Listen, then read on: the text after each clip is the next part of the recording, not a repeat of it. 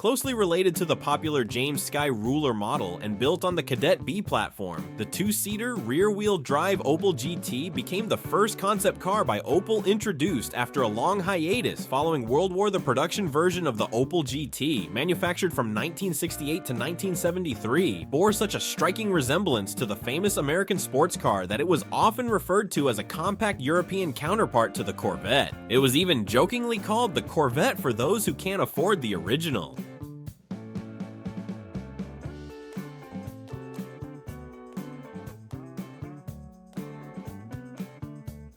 Introduced to the market in the fall of 1959, the Chevrolet Corvair did not gain significant popularity in the United States, but its design had a considerable influence on European car designers. Soon after its release, models such as the Pininfarina, Volkswagen Type 34 Carmanguia, and Bertone Testudo emerged. These developments did not go unnoticed by Chevrolet specialists, who, striving to keep up with foreign competitors, began actively experimenting with the Corvair's design. First, the public was introduced to the sporty Corvair Super Spider and Sebring Spider concepts, followed by a more classic variant designated as the XP797. This project materialized in two versions, the mid-engine Coupe Monza GT and the rear-engine Monza SS. Both concepts, the SS and GT, were first showcased in June 1962 at an event hosted by the Sports Car Club of America. However, their official presentation to a broader audience took place in April 1963 at the New York Auto Show. Nevertheless, the official presentation took place in April 1963 at the New York Auto Show, as Bill Mitchell, who held the position of Vice President of the Design Department at General Motors since 1958, recounted he aimed to promote the XP797 project as a replacement for the first generation of models. However, this idea did not gain support among some of the company's top executives. The Monza GT and SS concepts, designed by Tony Lapine and Larry Shinoda, never progressed beyond experimental models, but fortunately have survived to this day. At the same time, the ideas embedded in the design of the XP797, which was rejected by the Americans, inspired the specialists at Opel, a company that has been part of General Motors since 1931. From the late 1950s to the early 1960s, Opel demonstrated steady success, selling around 300,000 cars annually. These were simple and practical sedans and station wagons that did not aspire to be style icons. The brand's lineup lacked popular convertibles or even hardtop models. Opel focused on producing functional cars designed for everyday use and did not set itself ambitious goals. During those years, Opel's design team consisted of only about 10 people with basic artistic skills. They did not even consider the possibility of creating experimental prototypes or concept cars.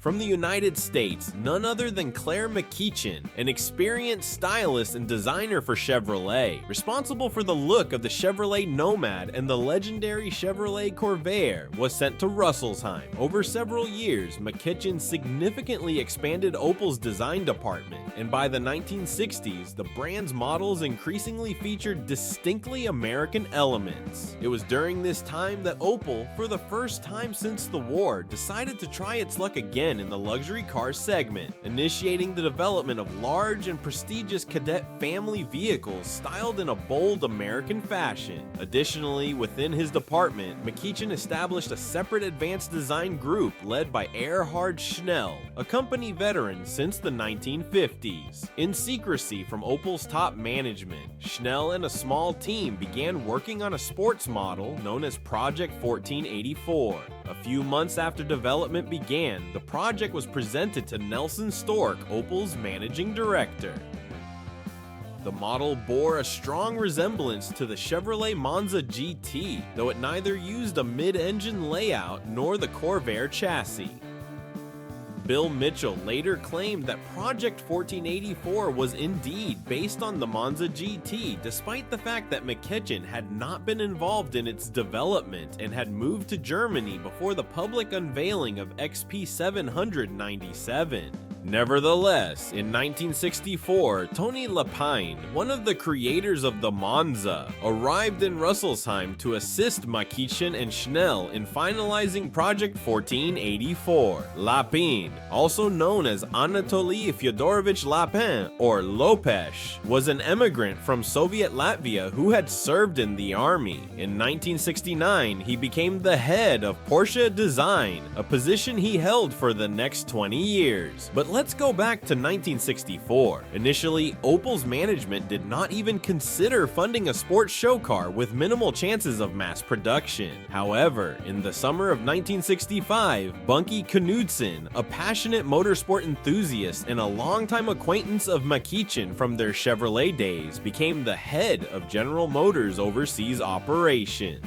After reviewing Project 1484, which had been renamed the Opel Experimental GT by that time, Knudsen approved the development of working prototypes and their presentation at the 1965 Frankfurt Motor Show. The Opel Experimental GT became a true sensation of the exhibition. Neither the public nor the press expected such a bold design from the traditionally conservative Opel, known for its practical cars. The reaction was so enthusiastic that the experimental project was immediately greenlit for production. At the same time, Opel's German leadership understood that their sports car was not meant to compete with Lamborghini or Ferrari. It was designed as an affordable car for the masses, so there was no discussion of new production lines or a unique chassis. Instead, they chose the Kadett B, which debuted in 1965 as the platform.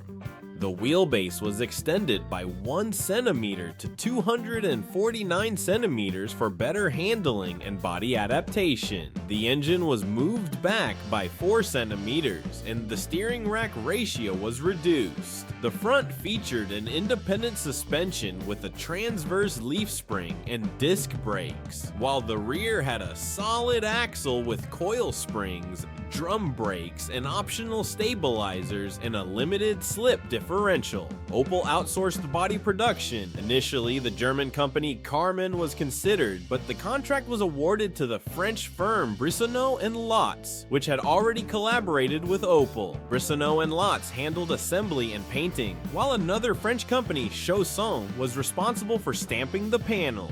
In 1967, a pre-production Opel GT prototype emerged, featuring a new 1.9-liter overhead camshaft engine, first introduced in the Record B. The engine was upgraded, the compression ratio was increased to 10:1, a Solex carburetor was added, boosting power from 90 to 128 GP and torque to 156 nanometers. The prototype reached speeds of up to 210 kilometers per h and showed great promise. However, in the same year, Machichin was recalled to the United States and replaced by Chuck Jordan, who had led General Motors' exterior styling department for 5 years. Under Jordan's leadership, the Opel GT took on its final form. The production model was 7 centimeters taller than the prototype, but remained low at 1.22 meters. It measured 411 centimeters in length, 158 centimeters in width, and weighed less than a ton. The design also changed. Rectangular headlight covers were replaced with oval ones featuring a manual flip-up mechanism. In the wind tunnel, the body achieved a drag coefficient of 0.39, better than the Kadett B's 0.44. The base Opel GT was equipped with a 1.1-liter engine producing 60 GP paired with a 4-speed manual transmission with an optional 3-speed automatic. Acceleration to 100 kilometers per h took 16.5 seconds with a top speed of 155 kilometers per h. In Germany, the starting price was 10,800 marks, $2,750 at the time, or approximately $21,400 today, slightly above the target of 10,000 marks.